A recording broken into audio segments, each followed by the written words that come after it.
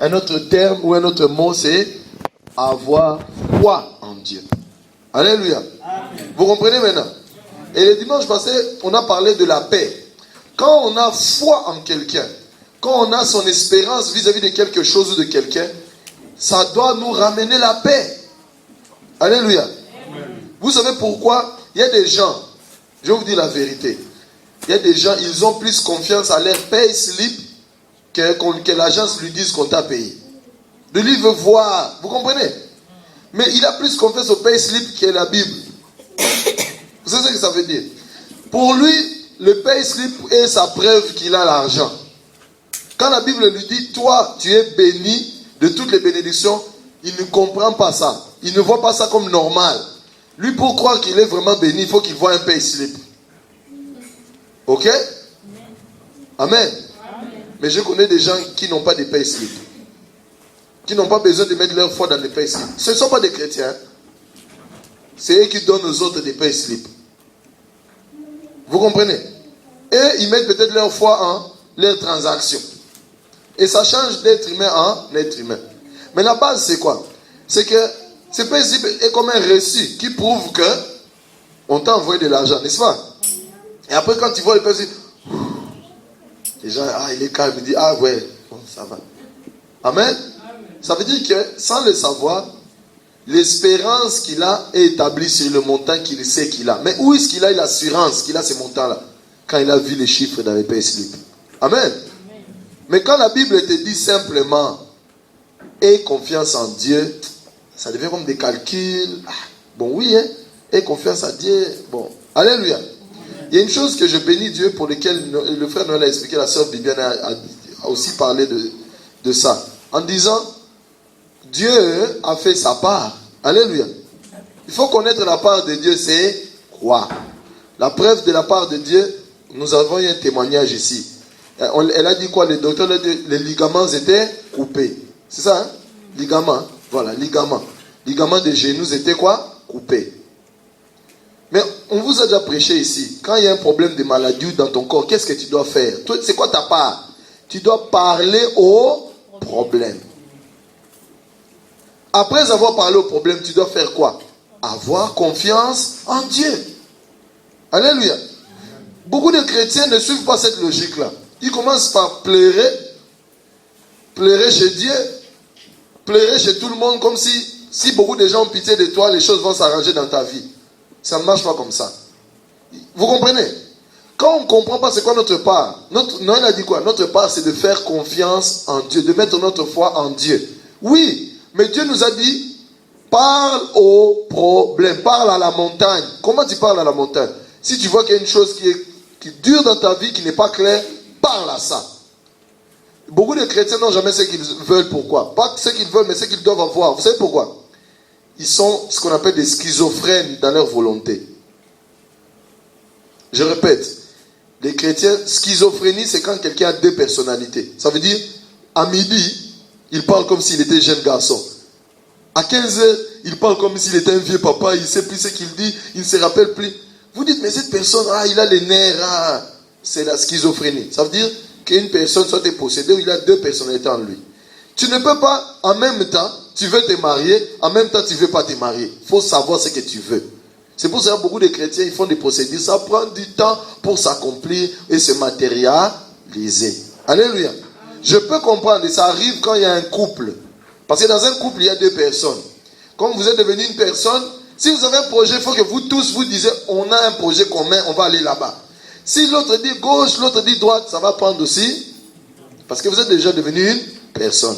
Et si vous ne comprenez même pas ces bases-là, vous allez dire, on prie beaucoup, tout ça là, mais c'est simple. Mais vous-même, vous rendrez la vie difficile. Alléluia. Vous comprenez? Si tu ne sais pas ce que tu veux, tu vas avoir des problèmes à voir ce que tu veux. Si tu sais, je vais aller là, voilà. Tu vas faire tout, même si on te tape, tu tombes, tu montes, tu vas aller là-bas. Mais si tu veux aller là-bas, en même temps tu vas aller là-bas, tu vas passer trop de temps à perdre ton temps. Alléluia. C'est pour cela que la Bible dit, deux personnes ne font pas route ensemble s'ils ne se sont pas accordés. Ça veut dire s'ils n'ont pas la même idée. Alléluia. C'est pour ça que quand tu te maries, pense aussi que vous allez voir de la même direction. Alléluia. Faut pas l'autre dire non, on va construire la maison à Coventry. L'autre non, la maison à Londres. L'autre non. Vous n'allez rien faire. Vous savez pourquoi? Parce que vous n'avez pas un front commun. Vous ne combattez pas pour une chose commune. Alléluia. Amen. Maintenant, qu'est-ce que ça va avec tout ce qu'on lit? Ouvrons nos Bibles. Amen. Ouvrons nos Bibles dans Matthieu. Avant d'arriver là-bas. Ouvrons nos Bibles dans Psaume, le chapitre 23. Psaume, tout le monde connaît ça, non? Psaume 23. Voilà, l'Éternel est mon berger. Tout le monde aime ça. L'Éternel est mon berger. Je ne manquerai de rien. Alléluia. On va lire le verset 1 et 2, please. Voilà. Tout le monde aime ce passage-là. L'Éternel est mon berger, je ne manquerai de rien. Ça, c'est faut répéter. Quand vous avez un problème, surtout financier ou de manque, tu te mets debout comme ça, tu dis rien à faire. L'Éternel est mon berger, je ne manquerai de rien. Amen.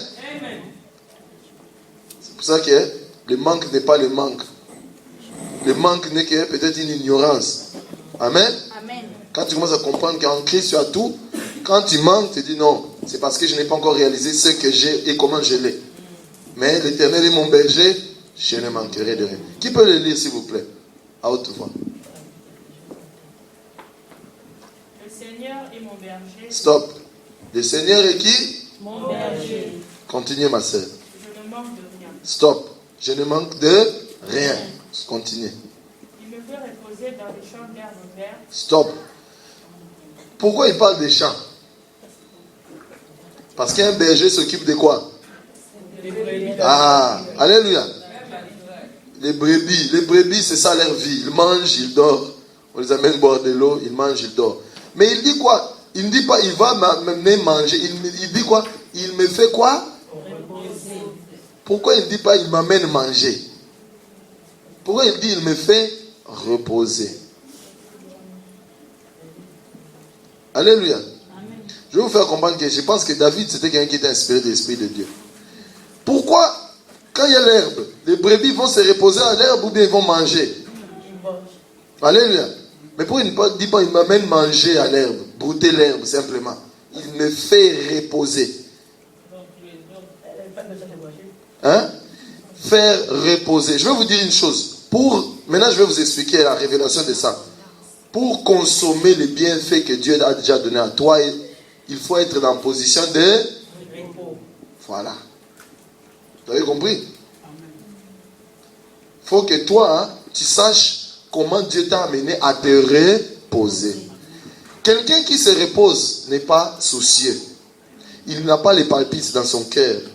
Ça veut dire que c'est quelqu'un qui, il arrive d'abord au point où Dieu lui a dit, toi, je t'ai fait ça, ça, ça, ça. Je t'ai donné du travail, je t'ai fait ça, ça, ça, ça.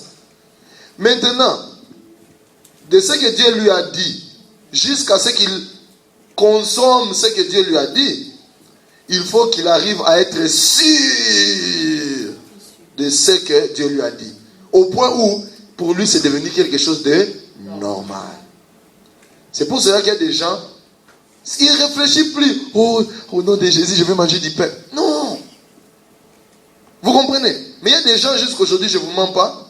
Oh Seigneur, toi tu es le Dieu qui donne le coca. Vous comprenez? Vous rigolez peut-être, mais il y a des gens qui prient comme ça, jusqu'aujourd'hui. Vous comprenez?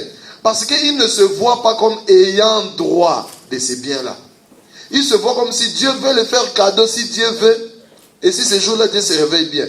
Alors que non, toi tu es ayant droit des cadeaux de Dieu. Toi, dis je suis ayant droit. Je suis ayant droit des bénédictions de Dieu. Ce n'est pas comme si on me fait une faveur. Je répète, ce n'est pas comme si on me fait une faveur.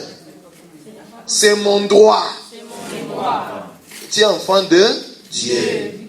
Comment un enfant va aller dans la maison de son papa comme ça dire, ah, papa, aujourd'hui, je peux boire un peu de lait? Un peu, ça va? Même du lait, du sucre aussi, hein? Si un enfant comme ça parler comme ça, il faut aller appeler social. Ça veut dire l'enfant là a des problèmes. Vous savez pourquoi? C'est son droit. Peut-être que s'il n'y en a pas, il va dire, ah, il faut acheter. Il ne va pas dire, je peux. Mais si c'est là, vous comprenez un peu? Alléluia. Amen. Et quand on arrive à cette position, c'est comme ça qu'on est sûr que ce que Dieu a dit, c'est ce qui est pour nous. Alléluia. Amen.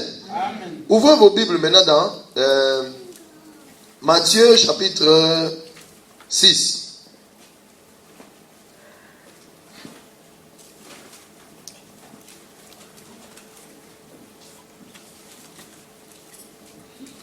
Matthieu chapitre 6, il y a beaucoup de choses que Jésus a dit. Mais je vais lire à partir du verset 25. Amen. Voilà pourquoi je vous dis, ne vous inquiétez pas au sujet de la nourriture. Avant que j'arrive là-bas, quand il dit voilà, ça veut dire qu'il y avait quelque chose qui suivait avant, n'est-ce pas? Lisons ce qui suivait avant. Il parlait de l'argent. Il dit, personne ne peut servir deux maîtres. Ou bien il haïra le premier et aimera le second. Ou bien il s'attachera au premier et méprisera le second. Vous ne pouvez pas servir à la fois Dieu et l'argent. Quand les gens interprètent ça, ils vous montrent que voilà, il ne faut plus chercher l'argent. Dieu est contre l'argent. Dieu n'est pas l'ennemi de l'argent. On parle de maître. Il y a une différence. Alléluia.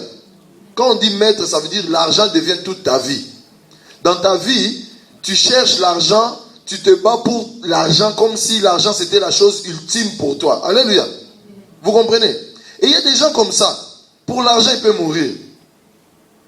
Amen. Il y a une différence. On a besoin de l'argent. On utilise de l'argent. L'argent est un véhicule, ça veut dire c'est un moyen pour acheter, vendre. Tu as besoin de l'argent. Mais quand l'argent n'est plus un moyen, une chose que tu utilises devient la base de la volonté de ton cœur et de ta vie, là il y a problème. Là l'argent devient ton maître. Là l'argent va te pousser à aller voler. Là l'argent va te pousser à faire la prostitution. Là l'argent va te pousser à être malhonnête vis-à-vis de ton ami, de ton frère. L'argent va te pousser à dire, si mon mari me donne 100, même si je dépasse 10, je lui dis j'ai tout dépensé. Parce que l'argent maintenant est devenu le maître de ta vie. Alléluia. Amen. Ça c'est quand l'argent devient le maître de la vie de quelqu'un. C'est-à-dire l'amour pour l'argent lui pousse à faire n'importe quoi. Alléluia. Amen. Cela veut-il dire qu'il ne faut pas travailler? Non. Cela veut-il dire qu'il ne faut pas chercher l'argent? Non, ça ne veut pas dire ça. Maintenant je vais vous montrer les liens. Parce que je vais vous parler un peu de gains financiers. Amen. Amen. Maintenant, quelqu'un qui court après l'argent de cette manière, il est un jour, j'ai vu une fois, il y a quelqu'un qui a dit ceci, il est passé à la télé, il y a une émission en France, je ne sais plus comment on appelle ça, où si tu passes à l'émission là, tu demandes pardon à quelqu'un que tu as fait du mal. Et le type là, il a dit, je vais demander pardon à quelqu'un que j'ai fait du mal. Et on disait, c'est qui? Souvent, c'est des gens que tu ne connais, tu as vu il y a longtemps. Lui a dit, non, mon meilleur ami. Maintenant, on l'a dit, mais pourquoi tu vas demander pardon à ton meilleur ami? Qu'est-ce que tu l'as fait? Il a dit, on avait le même travail, le même boulot. Mais on cherchait qu'une seule personne reste à ce boulot-là. Et moi, lui ne savait pas. Mais qu'est-ce que moi je faisais? Je lui dis non, le patron a dit à 16h on peut partir. Quand il parle, le patron vient, il dit, où est ton ami? Je dis non, il est fatigué, il est déjà parti. Et le patron disait, mais ce type-ci ne veut pas travailler. Et des fois, j'ai envoyé email, j'ai dit non, bon, moi je vais partir à 16h. Lui aussi dit, bon, moi aussi je pars à 16h. Après j'ai dit, bon, toi pars, moi je vais vite faire quelque chose. Alors que moi je reste jusqu'à 18-19h. Ça veut dire qu'à cause de l'argent, il a même fait du mal à son propre ami. Mais il a dit, son ami l'avait quitté le travail, il allait travailler ailleurs. Mais il a toujours été gentil vis-à-vis de lui. Et dans son cœur, il ne pouvait pas supporter ça. C'est pour ça qu'il était venu demander pardon. Vous voyez un peu, à cause de l'argent, il peut voler, il n'a pas d'état d'âme. Ça veut dire, comme on dit en anglais, he didn't care about his friends. Vous comprenez? Mais écoutons, la suite maintenant de cela dit ceci. Voilà pourquoi je vous dis, ne vous inquiétez pas au sujet de la nourriture et de la boisson dont vous avez besoin pour vivre. Est-ce qu'on dit ne cherchez pas? On dit ne vous inquiétez pas. Ça veut dire ne stressez pas, ne paniquez pas, ne vous mettez pas en état où vous vous dites voilà, tu deviens ce qu'on appelle désespéré, je vais faire tout seulement. Alléluia. Amen. Amen. Amen. Parce qu'il y a des gens, il n'y a pas d'autre solution. On va seulement voler. Si tu arrives jusqu'au point de voler, ça veut dire que tu es désespéré. Alléluia. Amen. L'Éternel est mon berger. Je ne manquerai de Rien. Si tu ne manqueras de rien, l'Éternel est ton berger. Donc, si tu n'as pas, tu ne vas pas voler. Qu'est-ce que tu vas faire? Tu vas chercher du travail. Tu vas activer ta foi pour justement que tout ce qui est à toi commence à se manifester. Alléluia. Amen. La suite.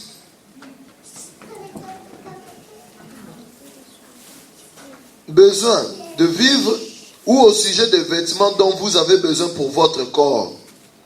La vie est plus importante que la nourriture et le corps est plus important que les vêtements, n'est-ce pas? Amen. Amen. Jésus voulait leur faire comprendre qu'il ne faut pas donner trop d'importance aux choses, mais donner l'importance à celui qui vous a déjà tout donné. Amen. Mais ça ne sert à rien d'être dans cet état-là où tu te dis, mais je veux faire quoi? Vous savez, des fois, je vous ai toujours dit, moi je n'aime pas, c'est pas que je n'aime pas, mais je n'aime pas être à côté de quelqu'un qui parle toujours des problèmes. Il y a des gens,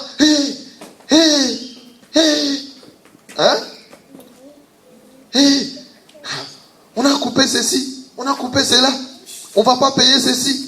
Bon, il ne te donne pas une solution claire. Bon, je pense que maintenant il faut qu'on fasse ça, après on va faire ça.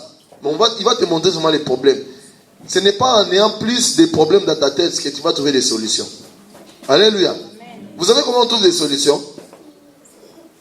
C'est en ayant la paix. Parce que Dieu a déjà tout donné.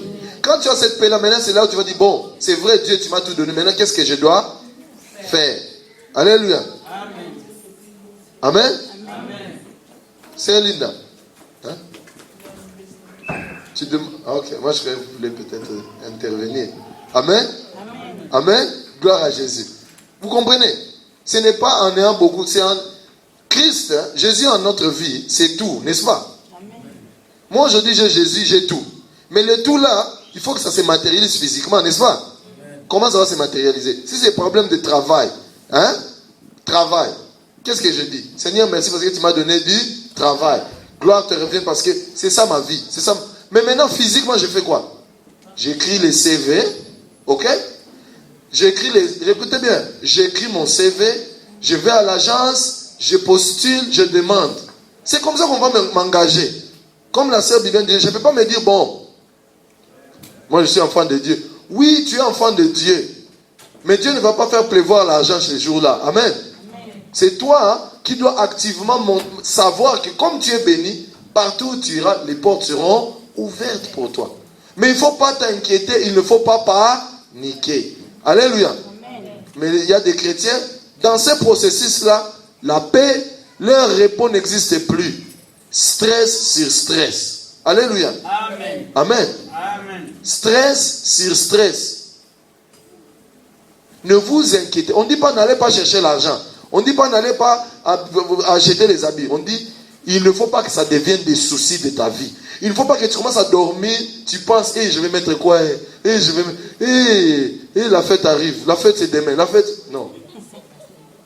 Alléluia. Surtout les femmes. Toutes fêtes, nouvelles habits.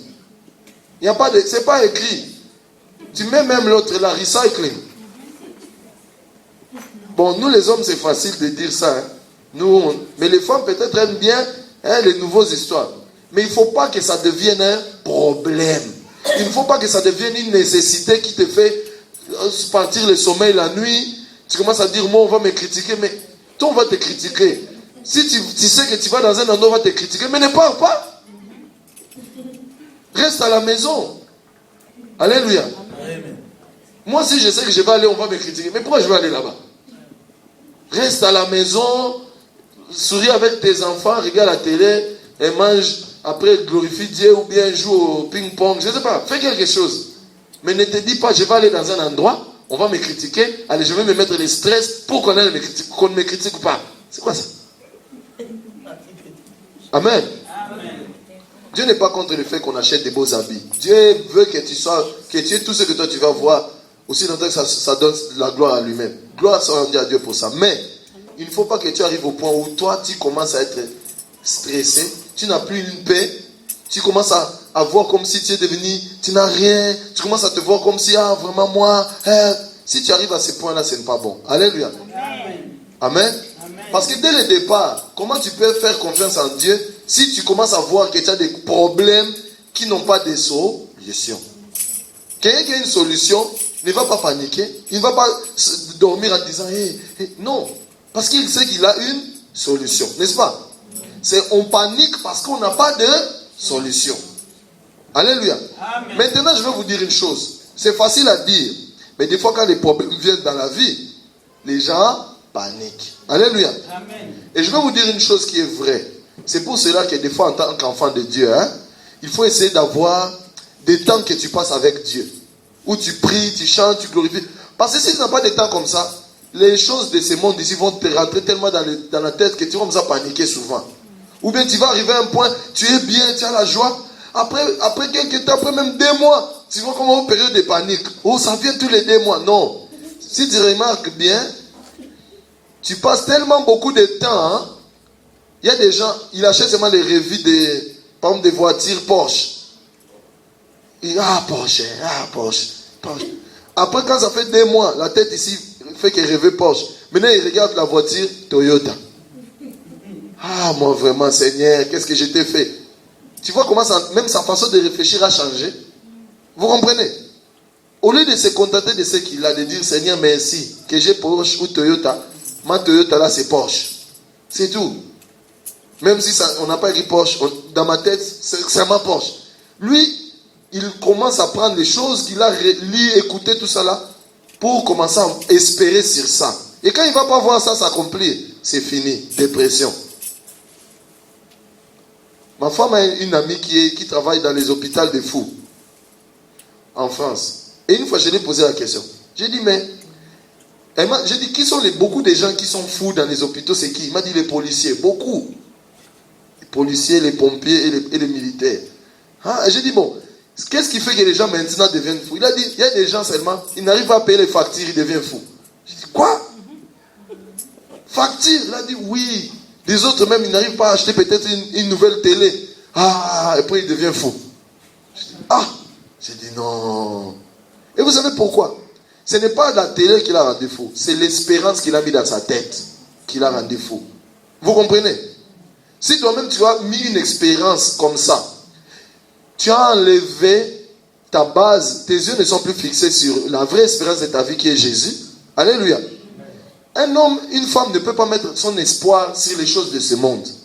C'est comme ça que nous perdons notre repos. Alléluia. Vous comprenez comment notre paix part? Parce que nous mettons notre espérance, la joie, nous le basons sur la voiture que nous avons, la belle maison que j'ai, et j'ai acheté une nouvelle chaussure, donc maintenant ta joie c'est ça. Tu vois? Et les jours où cette chose ne sera pas là, ta joie aussi est partie. Alléluia. Amen. Ta paix aussi est. Et c'est comme ça que Satan se moque des gens. Il va te laisser cultiver l'envie, cultiver l'espérance de ceci, l'espérance de cela. Mais il ne va pas te dire non. Sache que tu es déjà béni parce que Jésus est en toi. Que tu es pas, gloire soit rendue à qui? À Jésus. Il ne va jamais te dire ça. Lui va te dire, regarde, ces derniers temps, c'est seulement, il faut avoir un mortgage. Toi, tu n'as pas mortgage. Oh, vraiment. Oh, pitié pour toi. Et tu commences à... Maintenant, partout tu passes, tu entends tout le monde. Mortgage. Quelqu'un dit, Moro, mortgage, hein? Non. Parce que ta tête a mis un espoir, une joie, que si j'ai ça, j'aurai la paix. Tu as eu ça aussi, tu commences à souffrir encore. Qui m'avait dit d'avoir ça? Moi vraiment. Seigneur, sors-moi. Qui me délivrera de ces mortgages? Personne ne t'avait d'aller là-bas. Allez, amen. Satan met des choses dans nos têtes. Satan ne va pas te taper la nuit. Non, il met des espérances, une idée dans ta tête. Cette idée-là, si tu fais devenir cette idée-là Dieu, ça veut dire la finalité pour que tu sois en joie. C'est comme ça que quand ça ne va pas s'accomplir, tu deviens dépressif. Tu commences à voir comme si le monde ne t'aime pas. Alléluia. Amen. Mais quand quelqu'un, son espérance est en Christ, cette personne-là, même si on dit on l'a tapé gauche-droite, sa paix est là. Et comme sa paix est là, c'est plus facile pour lui de voir la manifestation de la gloire de Dieu. Ouvrons nos Bibles dans Actes, dans le livre d'Actes, chapitre 16. Vous connaissez bien ce passage. Actes, chapitre 16. Je lis à partir du verset 22. C'est Paul, quand il était allé en prison dans la ville de Philippe. La foule se tourna aussi contre eux. Les magistrats firent arracher les vêtements de Paul et Silas et ordonnèrent de les battre à coups de fouet. Verset 23. Après les avoir frappés de nombreux coups, on les jeta en prison et l'on recommanda aux gardes de bien les surveiller. Le verset 24. Dès qu'ils eurent reçu cet ordre, verset 23, après les avoir frappés de nombreux coups, on les jeta en prison et on recommanda aux gardiens de les surveiller. Dès qu'il eut reçu cet ordre, le gardien les mit dans une cellule tout au fond de la prison et leur fixa les pieds sur des blocs de bois. Quelqu'un qu'on a tapé, innocent, on le met en prison et on prend les pieds, on les fixe dans les bois comme ça. Verset 25. Vers minuit, Paul et Silas priaient et chantaient. Pourquoi? Parce qu'ils étaient en prison. Là, c'est écrit pour louer Dieu. Vous comprenez? C'est pour ça que je vous ai dit des fois, les problèmes qu'ils ont vus, ça peut les faire craquer. Ça peut leur pousser à dire, mais finalement, on a prêché Dieu. On nous tape et on nous met ici. Ah Seigneur, pardon, qu'est-ce que les péchés que j'avais fait à midi? Quel est le péché? C'est pas ça qu'ils ont dit. Ils priaient et chantaient dans un but pour louer Dieu. Vous savez, quand vous louez Dieu, qu'est-ce qui se passe? Votre paix en Christ, vous êtes clair dans votre tête. Dans votre cœur, vous êtes clair avec Dieu. Vous savez que même si les problèmes sont graves, tu t'en fous. Tu te dis, je suis à l'aise avec Dieu. Je suis bien. Même si je vois les choses chauffer. Et c'est en ce moment-là que quand ta paix, ton cœur est en paix, en repos, par rapport à ce que tu sais que Dieu a fait de toi, que tu verras la main de Dieu se manifester dans ta vie. Alléluia. Amen. Mais beaucoup de chrétiens, ce qu'ils font, ils vont s'embrayer, ils vont se paniquer, et après ils vont dire, Seigneur, fais quelque chose. Comment Dieu va faire que s'il a déjà tout fait pour toi? Alléluia. Le résultat de ça, c'était quoi? Est-ce qu'on a dit Paul et Silas ont prié pour demander à Dieu de sortir de prison? Pour louer Dieu seulement. Mon frère et ma soeur, tu peux avoir des problèmes sérieux. Mais une chose, la première chose que tu dois mettre dans ta tête, c'est vrai. Les choses sont difficiles maintenant. C'est vrai. On a fait ci, on a fait ça. Mais tu sais quoi? Il faut que je passe un peu du temps, pour que moi-même je me retrouve en paix avec Dieu. En anglais, on dit le mot là, bothered. Comment on dit ça en français encore? C'est comme tu réfléchis, tu penses à un truc, tu es occupé. Donc tu es comme soucié, tu as des occupations dans la tête. Vous avez à préoccuper, voilà, c'est ça le mot en français, merci. Vous avez déjà remarqué, tu as des problèmes, par exemple, et tout ça. Tu es préoccupé dans ta tête, tu n'es pas à l'aise. Alléluia. Amen. Amen. Tu n'es pas quoi? À l'aise. Non. Sors de cette étape-là. Tu dis, voilà, je sais qu'il y a ça qui se passe devant moi. Les enfants, c'est ci, c'est là. Les problèmes, ici, c'est là. Mais moi, maintenant, je ne veux plus être préoccupé. Commence à prier et glorifier ton Dieu. C'est pour cela que pour que la préoccupation sorte, tu ne peux pas te mettre à prier en disant, Seigneur, regarde ces problèmes. Seigneur, plus tu parles de ces problèmes-là à Dieu, plus tu te préoccupes de cela. Je mens? Qu'est-ce que tu fais? Tu parles au problème une fois, le reste du temps, tu fais quoi? Tu glorifies Dieu. Tu glorifies Dieu et toi-même, moi je ne suis pas ton Dieu, je ne peux pas te juger. Mais toi-même, tu sais qu'il y aura un moment où, même si le problème là est devant toi, tu n'auras pas cette préoccupation intérieure. Alléluia. Amen. Amen. Amen. Et c'est ça que nous tous, en tant qu'enfants de Dieu, nous devons apprendre. À ne pas laisser une chose dans ce monde commencer à nous voler notre paix. Commencer à nous rendre préoccupés au point où, ces derniers temps même, j'ai fait même des semaines, je n'ai pas lu la Bible, trop de choses, mon cher. J'ai vu. Juste à ce point-là, j'ai trop de choses. Mais moi vraiment, je ne peux plus. C'est ça, toi-même tu as donné une place à un problème que ces problèmes-là ne pouvaient pas avoir dans ta vie. Mais tu ne sais pas que c'est toi qui as la clé de ta propre vie, la clé de ta propre réussite. Alléluia. Amen. Va travailler, va étudier, fais tout ce que tu as à faire. Mais n'arrive pas au point où tu es tellement préoccupé que Dieu devient comme roue de secours. Il est loin, donc les choses de Dieu là, bon, prions vite fait. Amen, merci Seigneur. Non. Il faut que dans ton cœur, tu sois certain. Vous avez vu quand je vous parle de l'assurance du salut, est-ce que tu es sûr que tu vas être enlevé? Dans ton cœur, tu es sûr que tu vas être enlevé. Si tu n'es pas sûr aussi, tu sais. Moi-même, je ne sais pas. Toi-même, tu sais. Il faut que tu sois sûr comme ça par rapport au problème là. Comment tu vas être sûr par rapport à ce problème là si tu ne fais que te baser en ta problème au lieu de focus en Jésus? Alléluia. Amen. Amen. Les repos est une chose très simple. Je voulais vous parler beaucoup de repos, mais on allait lire aujourd'hui Hébreu. Je ne sais pas pourquoi Dieu m'amène à parler de ce contexte. Mais ça ne me sert à rien de vous expliquer le repos si vous ne comprenez pas comment regagner votre repos. Si vous ne comprenez pas comment revenir en vous-même pour vous dire non, je suis enfant de Dieu. Je ne peux pas vivre comme un animal.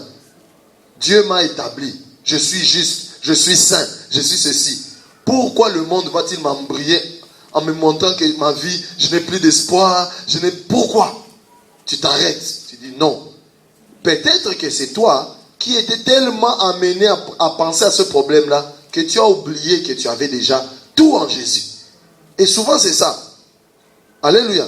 Amen. Paul et Silas, ils ont fait quoi? Ils louèrent Dieu. Ils ont prié et chanté, pas pour demander quelque chose, pour louer Dieu. Alléluia. Amen. Maintenant, vous vous rappelez, quand vous louez Dieu des fois, vous-même, vous êtes là, vous louez. Je dis bien quand il loue. Je ne dis pas quand il loue là, disons on est ici, on loue. Non, toi-même tu laves les assiettes ou bien tu es assis comme ça. Tu dis non, je vais louer Dieu. Tu vois que tu vas remarquer même pendant un temps, ça peut être une semaine, 2 semaines, un temps, même une journée, une heure, je ne sais pas. Mais malgré qu'on te montre des problèmes vis-à-vis, ça ne te dit rien. Tu sais pourquoi? Parce que ton espérance maintenant se base sur ce que tu sais que toi tu es enfant de Dieu de toute façon. Rien ne va t'arriver. Mais pourquoi on oublie cette base-là? Alléluia. Amen. C'est pour cela que Dieu avait instauré le sabbat pour montrer aux Juifs. Ce n'est pas en multipliant les efforts dans ton travail que tu manges. C'est parce que moi je te le donne. Ça veut dire il y a un temps, calme-toi. Reviens en arrière. Essaye de voir, c'est quoi les vraies préoccupations de ta vie? Jésus a dit quoi? La vie, est-ce que la nourriture est plus importante que la vie ou le corps? Les habits sont plus importants que le corps? Maintenant, tu vas donner l'importance à quoi? Alléluia. Si tu sais que tu es sauvé, tu vas aller au ciel, gloire à Dieu. Mais c'est quoi les choses primordiales de ta vie? Ça veut dire aujourd'hui, on dit bombe, la bombe en Angleterre, bombe dans tout le monde. Voilà, mais toi maintenant, c'est quoi qui va t'arriver à toi? Ah, je sais que je vais être glorieux. Je vais mourir physiquement, mais je suis vivant pour toujours. Gloire à Dieu. Bon, move on. Il n'y a pas de bombe, il n'y a pas de guerre, il n'y a pas de ceci. Il n'y a plus de boulot partout en Angleterre. Toi, tu vas être où? Oh, mais vous savez, selon les études, tu as déjà mal commencé. Vous savez, selon les formations que j'ai eues, tu as déjà mal commencé. Comprends que tu es enfant de Dieu. Des fois, en tant que chrétien, il est bon. Bon, je vois ça comme... À l'époque, pour moi, prier, c'était comme une obligation. Hein? Ah, je me lève. Seigneur Jésus. Maintenant, je ne peux plus prier comme ça. Des fois, je m'assois comme ça, je commence à penser à Dieu. Je pense à Dieu, ou bien, je pense. Moi, je pense beaucoup. Tout le monde pense beaucoup. Mais je pense beaucoup. Parce qu'avant de dormir, je pense beaucoup. Et après, je me dis, mais si mes pensées commencent à devenir des soucis ou des inquiétudes, je m'arrête de penser. Je me mets debout, je commence à glorifier Dieu. Par rapport à ça. Et je dis, Seigneur, je ne veux plus que ces trucs ici m'embêtent. Commence à m'importuner. Et moi-même, je commence à parler. Je dis, mais c'est quoi ça? Tu veux m'embêter comme ça? Je parle. Mais vous savez que vous ne savez pas, c'est que quand maintenant je regagne ma paix, mon repos, tout ça là, les choses se font d'elles-mêmes. Alléluia. Amen. Mais ce n'est pas en multipliant les soucis que tu vas avoir ce que tu penses avoir. Alléluia. Amen. Il y a des gens qui croient que non, s'il pleure, peut-être Dieu va avoir pitié. Mon frère, Dieu a déjà eu pitié de toi, c'est pour ça que Jésus est mort sur la croix. Amen. Alléluia. Amen. Vous comprenez? Amen. Il ne faut pas faire le système, tu te mets au coin. Non. Dieu a déjà eu pitié de toi, il a laissé qu'on tue son enfant pour que tu sois bien. Amen. Toi maintenant, tu dois rentrer dans ce que Christ a fait. Christ est pour toi. Quand tu rentres dans cela, une manière facile, shortcut, d'entrer dans cela, c'est quoi? Par la louange et la prière. Alléluia. Amen. C'est là où vous comprenez quand quelqu'un prie toujours pour bénir Dieu. C'est différent de quelqu'un qui prie toujours pour faire des commandes, pour des doléances. Oh Seigneur, l'argent de sel manquait. Oh Seigneur, alléluia. C'est ça que je voulais vous dire. Amen. Je n'ai pas prêché ce que j'ai planifié prêcher. Amen. Mais je pense qu'il est important pour nous de toujours... C'était un principe que Dieu avait donné dans l'Ancien Testament. Vous avez travaillé 6 jours. 7e jour, arrêtez. Faites rien. Mais vous n'allez pas mourir. Vous allez vivre. Et Dieu a fait encore pire. Chaque 7 ans, 7e année, ne travaillez pas. Vous n'allez pas mourir. Vous allez vivre. Vous allez bien manger.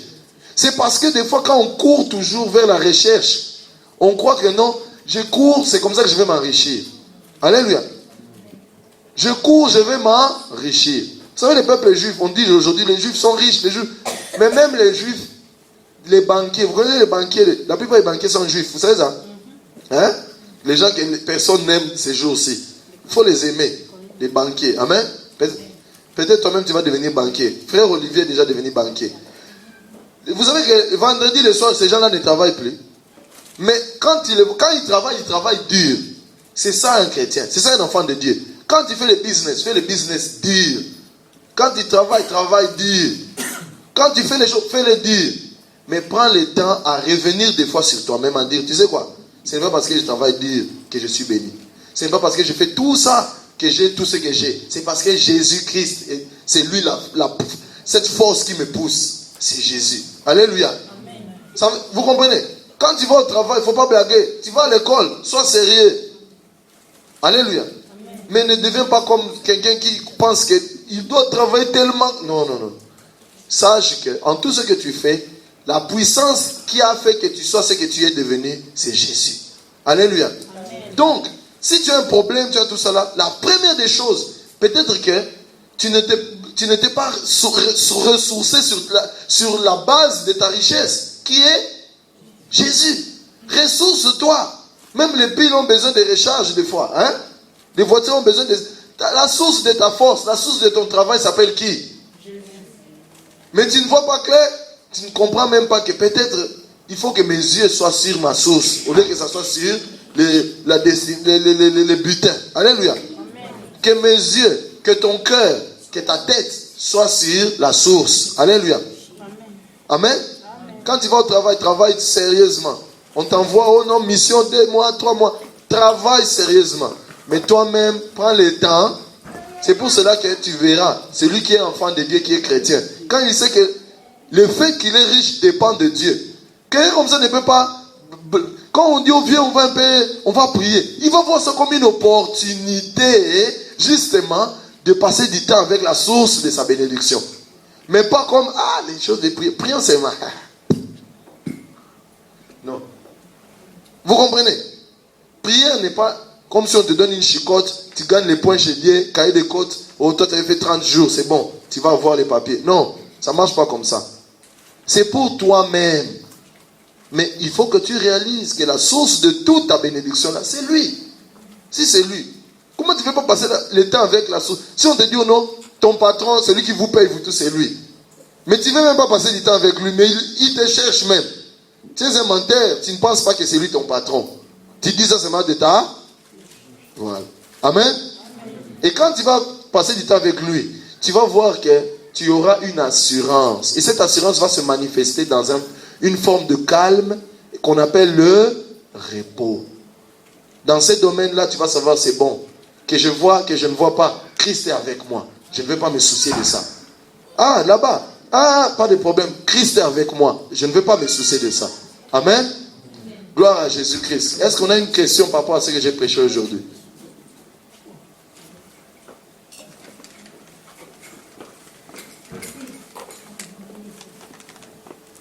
Est-ce qu'on a une question par rapport à ce que j'ai prêché, par rapport à ce que j'ai dit aujourd'hui?